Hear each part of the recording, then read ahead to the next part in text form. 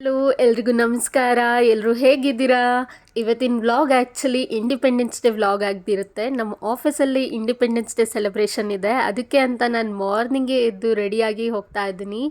ದಾರಿಲಿ ಹೋಗ್ತಾ ಫ್ಲ್ಯಾಗ್ಸ್ ನೋಡಿ ತುಂಬ ಖುಷಿ ಆಯಿತು. ಎಲ್ಲ ಕಡೆ ಇಂಡಿಪೆಂಡೆನ್ಸ್ ಡೇ ವೈಬ್ ಇದೆ. ನಾನು ಆಲ್ರೆಡಿ ನಮ್ಮ ಆಫೀಸ್ ಹತ್ರ ಬಂದಿದ್ದೀನಿ. ಹೋಗ್ತಾ ಇರಬೇಕಾದ್ರೆ ಗೊತ್ತಾಯಿತು ಆಲ್ರೆಡಿ ತುಂಬ ಟೈಮ್ ಆಗಿಬಿಟ್ಟಿದೆ, ಲೇಟ್ ಆಗಿಬಿಟ್ಟಿದೆ, ತುಂಬ ಜನ ಬಂದುಬಿಟ್ಟಿದ್ದಾರೆ ಅಂತ. ನನಗೆ ವೀಡಿಯೋ ಕ್ಯಾಮ್ರಾ ಇಟ್ಕೊಂಡು ಹೊರಗಡೆ ವೀಡಿಯೋ ಮಾಡೋದು ಒಂಥರ ಅನ್ನಿಸ್ತಾ ಇತ್ತು. ನೋಡೋಣ ಎಲ್ಲ ಹೇಗಿದೆ ಅಂತ. ಎಂಟ್ರೆನ್ಸಲ್ಲೇ ಈ ಬ್ಯಾಂಡ್ ಕೊಟ್ಟರು.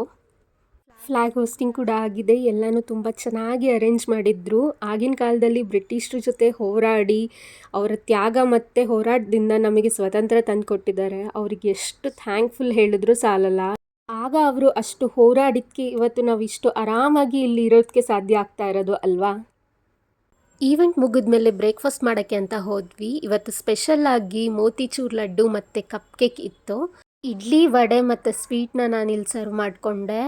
ಇದು ಇವತ್ತಿನ ನನ್ನ ಬ್ರೇಕ್ಫಾಸ್ಟ್ ಮುಗಿಸ್ಕೊಂಡು ನಾನು ಹೋಗಿದ್ದು ಮ್ಯಾಜಿಕ್ ಶೋ ನೋಡೋಕ್ಕೆ. ಹಾಗೆ ಒಂದು ಕ್ಲಿಪ್ ತೊಗೊಂಡಿದ್ದೀನಿ ಇಲ್ಲಿ ನೋಡಿ. ಅಂಕಲ್ಲು ಬಲೂನಿಂದ ಮಕ್ಕಳಿಗೆ ಹ್ಯಾಂಡ್ ಬ್ಯಾಂಡ್ಸ್ ಎಲ್ಲ ಮಾಡಿಕೊಡ್ತಾ ಇದ್ರು. ತುಂಬಾ ಕ್ರಿಯೇಟಿವ್ ಅನ್ನಿಸ್ತು.